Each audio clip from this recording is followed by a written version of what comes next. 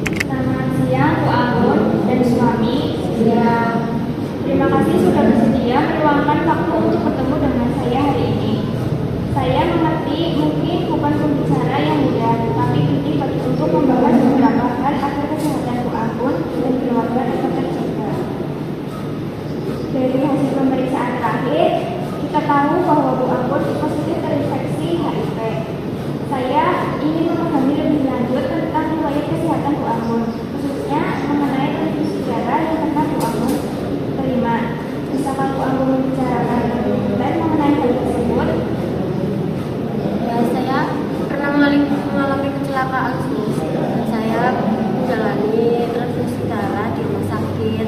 Saya tidak ingat detailnya dan saya tidak menyangka akan seperti ini. Bu Anggun, kita belum menjalankan diri sendiri pada masa lalu.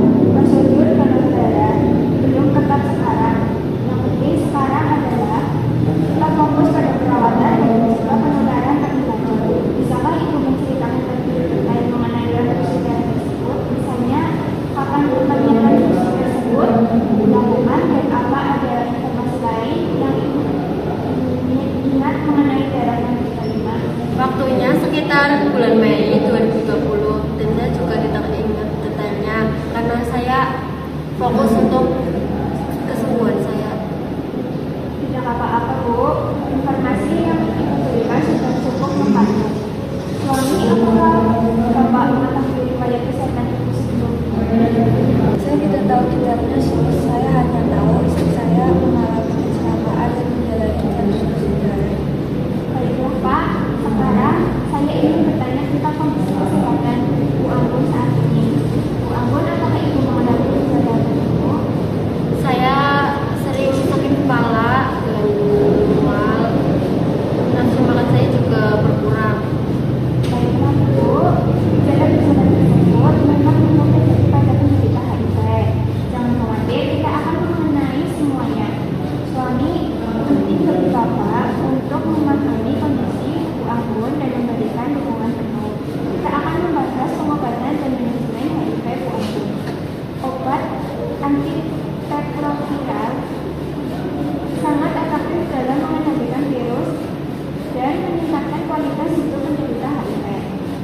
Kita juga akan membahas pentingnya menjaga pola hidup sehat termasuk untuk Bapak dan keluarga. Baik, Sus, terima kasih. Baik sus, nanti saya akan mendukung istri saya sepenuhnya. Sangat baik, Pak. Bu Anggun, dengan pengobatan penuh dan perawatan yang tepat, Ibu bisa hidup sehat dan produktif seperti orang lain. Yang terpenting adalah Ibu harus rutin minum obat dan mengenai anjuran dokter. Kita juga akan membicarakan kondisi dan dukungan kepada Ibu dan Bapak.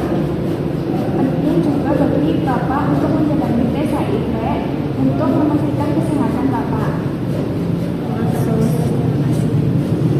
Tidak masalah. Ingat, kalian tidak sendiri.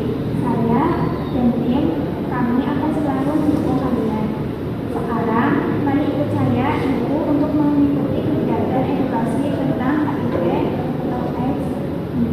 Baik, terima kasih.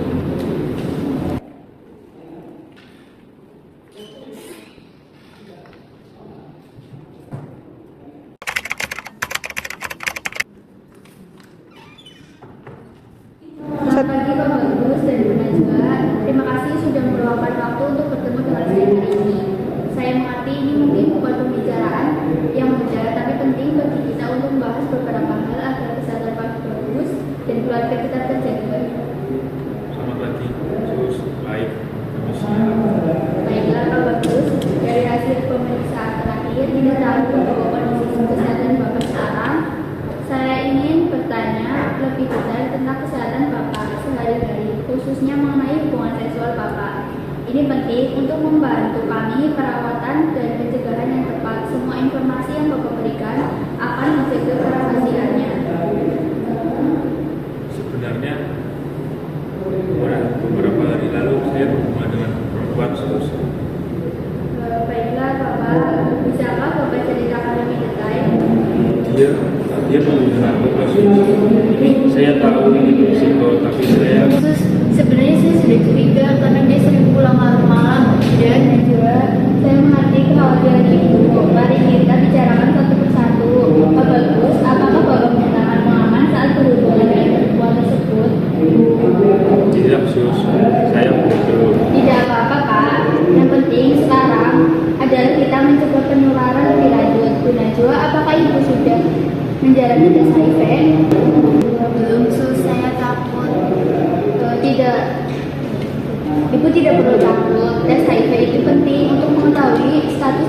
ibu.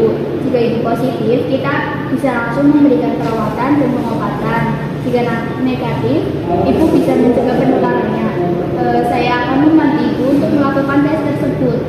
Tenang aja Bu, kita harus melakukan ini bersama. Betul sekali Pak. Sekarang mari kita fokus pada pencegahan penularan. Pak Bagus, penting bagi Bapak untuk menghindari perilaku beresiko tersebut di masa mendatang. Kita juga akan membahas pengobatan dan manajemen HIV Bapak agar Bapak tetap sehat dan bisa menjalani hidup normal. Kita juga akan memberikan konseling dan dukungan kepada ibu juga. Baik Bu, saya akan berusaha. Tidak masalah, kalian tidak sendirian. Saya dan tim kami akan selalu mendukung kalian. Sekarang mari kita mulai dengan tes HIV untuk Bu Najwa dan selanjutnya akan ada penyuluhan mengenai HIV/AIDS ini. Terima kasih Sus. Selamat siang Bapak dan Ibu. Terima kasih sudah hadir di acara penyuluhan hari ini. Saya perawat Nadira dan ibu saya perawat Mama. Tujuan penyuluhan ini adalah untuk memberikan informasi dan edukasi tentang HIV atau AIDS dan cara pencegahan dan perawatannya. Jadi hari ini kita akan membahas beberapa hal penting, termasuk bagaimana cara penularannya, gejala yang muncul dan pentingnya pengobatan dan juga dukungan sosial. Bapak Ibu, kami memahami bahwa ini merupakan topik yang sensitif, namun informasi yang benar sangat penting untuk kesehatan dan kesejahteraan Bapak Ibu. Jadi Bapak Ibu semuanya, kami juga ingin memberikan informasi bahwa keluarga sangat berperan penting dalam memberikan dukungan selama proses pengobatan. Jadi, mari kita mulai. Mungkin Bapak Ibu sudah sedikit paham tentang HIV atau AIDS ini ya. Di sini saya akan menjelaskan lebih detailnya. Jadi, HIV Human Immunodeficiency Virus adalah virus yang melemahkan sistem kekebalan tubuh manusia. Sedangkan AIDS Acquired Immunodeficiency Syndrome merupakan sekumpulan gejala yang timbul akibat sistem kekebalan tubuh melemah disebabkan oleh infeksi HIV. Sedangkan penderita HIV akan mudah terserang berbagai penyakit hingga penyakit ringan hingga penyakit berat dikarenakan daya tahan tubuhnya semakin melemah dan memberikan dampak buruk lain bagi kesehatan dan penderita. Penderita HIV dan AIDS dianggap memiliki perilaku anormal dari masyarakat, menganggap bahwa penyakit tersebut dianggap menular dan berbahaya. Cara penularan HIV atau AIDS, HIV dan virus-virus sejenisnya umumnya ditularkan melalui hubungan heteroseksual, hubungan antara sesama jenis, melalui hubungan seks juga bisa menyebabkan makin meningkatnya kasus infeksi menular seksual yang bila tidak diagnosis dengan tepat dapat menimbulkan berbagai komplikasi antara ibu dan bayi saat kehamilan atau melalui air susu ibu yang diberikan serta berkontak dengan cairan tubuh pasien seperti jarum, pisau, gunting, dan yang lainnya. Di sini ada tanda dan gejala HIV atau AIDS. Fase awal 2-6 setelah infeksi. Gejala mirip flu seperti demam, sakit kepala, kelelahan, ruam, kulit ringan, sakit tenggorokan, dan kebesaran, kelenjar, getah kuning. Kadang muncul neuropati akut dan gangguan saluran cerna seperti mual dan diare. Yang kedua ada fase laten. Biasanya tanpa gejala atau dengan gejala ringan seperti penurunan berat badan 5-10%, infeksi saluran pernafasan akhir berulang, herpes zoster, dan infeksi kulit. Viral load menurun tapi tetap bisa menularkan virus. Yang ketiga fase AIDS atau stadium lanjut. Penurunan berat badan lebih dari 10%, demam atau diare kronis lebih dari 1 bulan, kandidiasis oral, varian